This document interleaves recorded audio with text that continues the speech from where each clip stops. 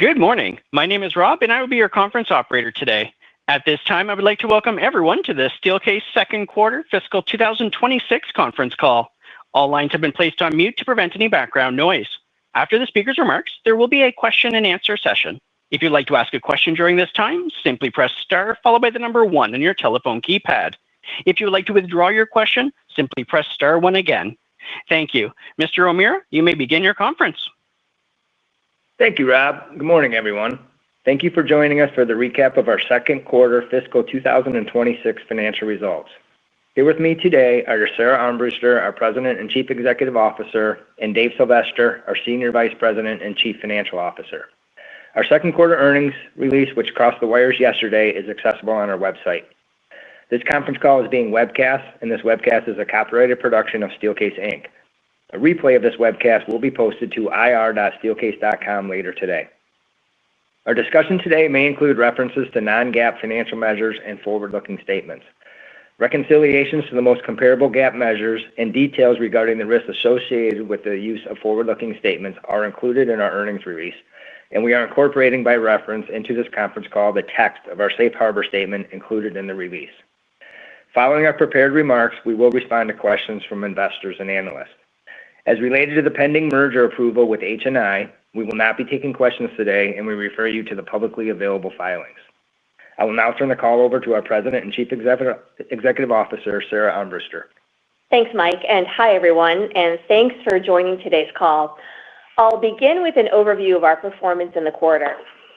In the second quarter, we delivered strong financial results that built on our recent momentum. Our revenue and adjusted earnings grew over the prior year and exceeded our expectations, and they marked our highest quarterly results over the past 5 years.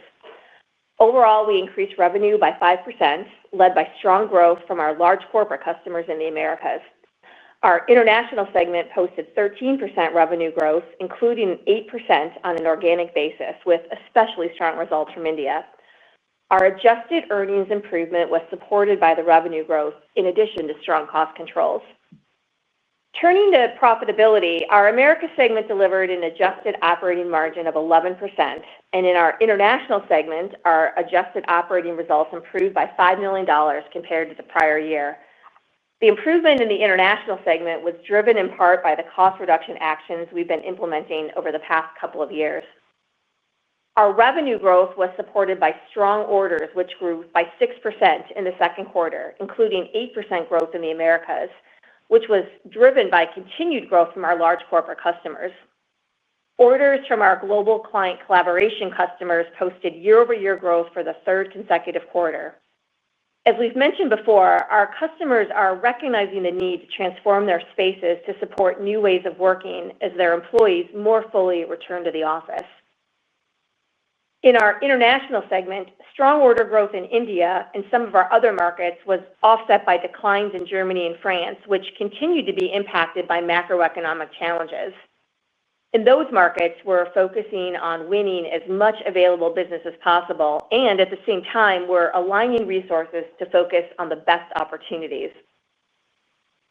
In the Americas, our win rates continue to remain strong, which we believe is evidence that we continue to lead the transformation of the workplace. We saw strong growth this quarter from both the financial services sector and from large technology customers. Companies across these leading industries are investing in their offices as they seek to bring their teams together in new spaces that support higher levels of connection, creativity, and performance. And Steelcase is well-positioned to capitalize on this ongoing trend. Our proposed transaction with H&I is expected to further our strategy of expanding our reach within markets. We believe that combining with H&I brings together the industry's best brands to more customers, and that's one of the many reasons we're excited to pursue the transaction. We are confident that the combination will be a win for all of our stakeholders. We're working with H&I to complete this transaction, which is expected to occur by the end of calendar year 2025. I want to thank our Steelcase team for their incredible hard work and commitment as we continue to execute during this transition period. It is because of the team's talent, their dedication, and passion that makes Steelcase the industry leader that we are today, and why we were an attractive choice for H&I. We look forward to the closing with H&I and to realizing the significant benefits that our combined company is expected to bring to our shareholders, customers, dealers, and employees. And now I'll turn it over to Dave. Thank you, Sarah, and good morning, everyone. My comments today will cover the highlights related to our second quarter results, balance sheet, and cash flow. In light of our pending combination with H&I, we will not be providing forward-looking guidance at this time. Our second quarter revenue of $897 million was above the estimated range we provided in June due to stronger than expected orders from our large corporate customers and favorable shipment timing in our Americas segment. Our adjusted earnings of 45 cents per share also finished above our estimated range, driven by the higher revenue and favorable gross margins, which benefited from favorable shifts in business mix. Our international segment also finished better than our expectations, as Asia Pacific performed better than expected, while EMEA's results were somewhat below our expectations. Compared to the prior year, we posted organic revenue growth of 4%, including 3% growth in the Americas and 8% growth in international. The Americas growth was driven by our large corporate customers, partially offset by a decline from our education customers. The international organic revenue growth was primarily driven by India, China, and the UK, partially offset by continued weakness in Germany and France. Our adjusted operating margin of 8.4% in the second quarter represented a 40 basis point improvement compared to the prior year.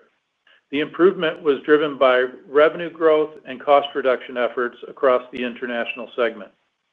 The Americas posted an adjusted operating margin of 11.0% in Q2, which was approximately flat with the prior year.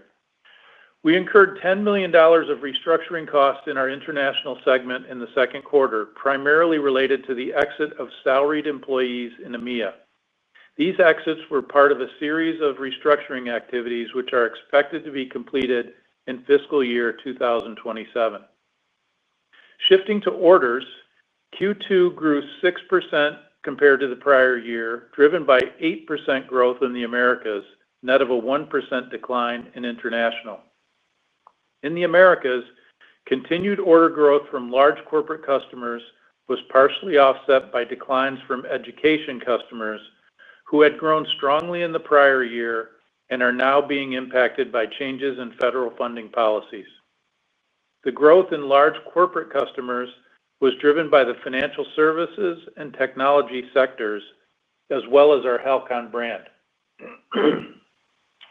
For international, the 1% decline in orders was driven by continued weakness in Germany and France, largely offset by strong growth in India and Japan. As it relates to cash flow in the balance sheet, cash and short-term investments increased $32 million from Q1, driven primarily by $100 million of adjusted EBITDA, partially offset by a $28 million seasonal increase in accounts receivable, $18 million of capital expenditures, and our $12 million quarterly dividend payment. Our trailing four-quarter adjusted EBITDA of $278 million was 8.5% of revenue. Our total liquidity, which includes the cash surrender value of COLI, aggregated to $427 million at the end of the quarter, and our total debt was $447 million. In closing, and as Sarah mentioned, we're encouraged by the momentum we sustained into our second quarter, especially with the continued growth from our large corporate customers. From there, we'll turn it back to the operator for questions. Thank you. At this time, I would like to remind everyone, in order to ask a question, press star, then the number 1 on your telephone keypad. Your first question today comes from the line of Joe Gomes from Noble Capital. Your line is open. Good morning. Congrats on the quarter. Thanks, Joe. So just a question, Dave. I don't know if you could kind of break out, the the outperformance, what was volume versus the price increases that you guys are pushing through? I think if we talk about the order growth in the Americas as an example, let's start there, the 8% order growth, I would say more of it was driven by volume than price. I don't think the price benefits were more than a couple of percent. Okay. And do you have any more plans for additional price increases coming, or you think you've got most of the tariff stuff offset?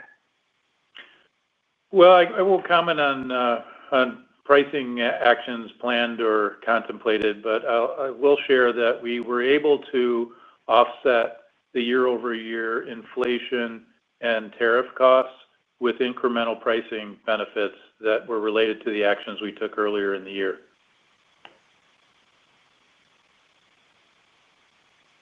Okay. And then one more for me, if I may. If you stand here today and you're kind of looking at the end markets, they more or less favorable than what you were anticipating earlier in the year? That's good. That's a good question. I would say they are more favorable. We anticipated a recovery in large corporate demand, and it's playing out, but it's playing out at a higher level. If we didn't have the declines that we're experiencing in the education business, due to the federal funding policy, I think you'd really be impressed with the growth rate. But to net 8% suggests that the large corporate demand was very strong in the quarter. Great. Thanks. Appreciate it. Again, congrats on the quarter. Thank you. Thanks. Your next question comes from a line of Steven Ramsey from TRG. Your line is open. Hi, good morning. Maybe to stick with the demand patterns that you're seeing in the Americas, you've seen strong order growth now for the last 6 quarters. Maybe you can give a flavor of the demand profile, if it's more return to office driven, or if it's companies that were already in the office but maybe moving locations to better spaces or doing major updates to existing spaces. Just any flavor of the good order growth now versus order growth maybe in the last few quarters. Yes, Stephen, I think it's all of the above. And I would think what we definitely see is that many of these clients are rethinking their office space, whether it's rethinking existing space or moving to new space, and really focus on outcomes, really asking questions about kind of what is the space designed to support, whether that's creativity or collaboration or connection. I think our win rates with our largest customers remain strong and consistent, and we continue to see employers realize that they need to redesign their spaces as they return to office and provide better solutions, whether it's privacy, collaboration, et cetera. So I think that's a pretty consistent theme kind of across segments. And again, it's a mix of both companies taking on new space and moving and renovating spaces that they're already occupying. Hey, Stephen, maybe just to add some color to that would be that our project orders grew at a faster rate than our continuing business, supporting, Sarah's remarks that a lot of this is about changing and transforming the office, whether in new space or their current space. Okay, that's helpful for both of you. And maybe to clarify, was continuing business positive, but project was more positive? Yeah. Okay, great. And then second one for me, wanted to dig into the profitability improvement in international. Maybe if you could parse it out, Asia Pacific profitability, the trend there, and how much of the better profitability was APAC versus Europe? I don't remember the specifics, but both, I believe, improved versus prior year. We feel pretty good about where the Asia Pacific business is at the moment. They still have additional work to do. They're in the process of continuing to drive some cost reductions that are in various stages of implementation. But they were profitable in the quarter, and we feel pretty good about where they are from a demand perspective, especially with China starting to show some demand improvement for the last couple of quarters. And in EMEA, we had improvements largely because of certainly the revenue growth, but because of some of the cost reductions that they've been driving over the last couple of years.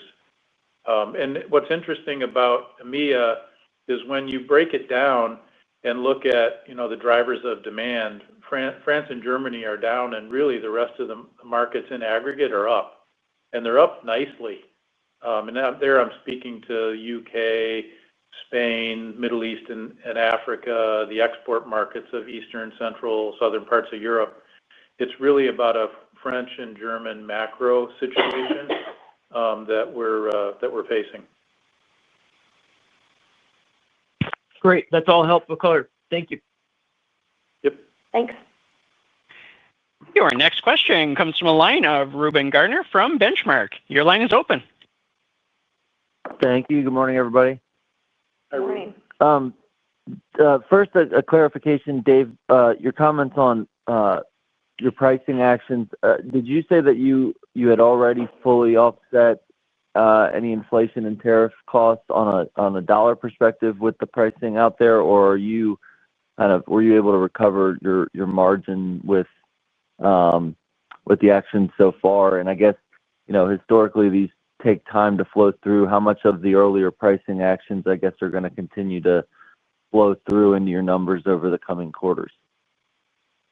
Yeah, so what I was referring to was the second quarter, and on a year-over-year basis, the benefits from our pricing actions offset the tariffs and incremental inflation, again, year-over-year.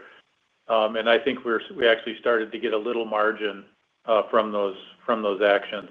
On a cumulative basis, though, we are still trying to catch up because tariffs hit us right away and pricing lagged given the amount of backlog that we had in place that we did not apply the tariff surcharge to.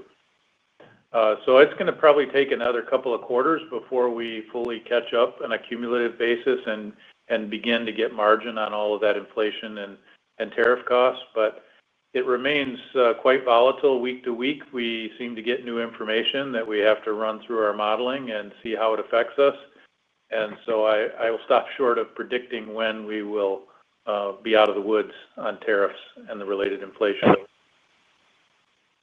Got it. And then can you talk about the cadence of order patterns specifically in the Americas over the course of the quarter, and I guess what you've seen? I don't think I heard you say what you saw quarter to date, but sometimes you guys give the order pattern for the start of the following quarter. What are you guys seeing here lately?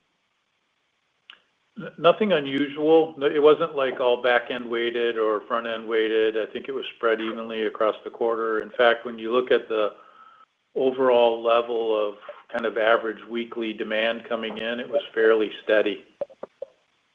So the plus or minus versus prior year might have been bigger or smaller in one month or the other, but it would have been because of prior year patterns. First 3 weeks. Got it. Last one. And then and Reuben, the first 3 weeks are roughly flat compared to the prior year. Okay. Last one for me. Given some of these are some of the strength here lately are more project-oriented, larger customers, return to office focus. What are you seeing from a mix perspective, if anything, on how these offices are being put together as kind of changes are made? Anything notable from maybe how it was last year or even maybe prior to 2020? Well, I guess I would say that we see more and more customers really rethinking like how the space is going to support their strategic goals. I think there was still, in the early days after COVID, a couple of years back, there was still a backlog of people who I would say were making changes and investing in their offices in ways that were maybe a continuation of the norm prior to COVID.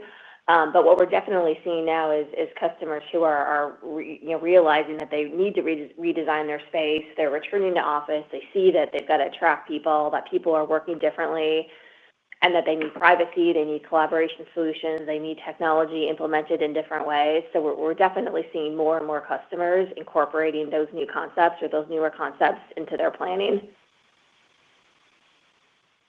Great. Thanks for the feedback, guys, and good luck going forward. Thank you. Thanks. And there are no further questions at this time. Ms. Armbruster, I turn the call back over to you. Great. Thanks. Well, just to recap, our second quarter results were strong, and they continued the momentum we've been seeing in the business, supported by the ongoing strengthening from our largest customers.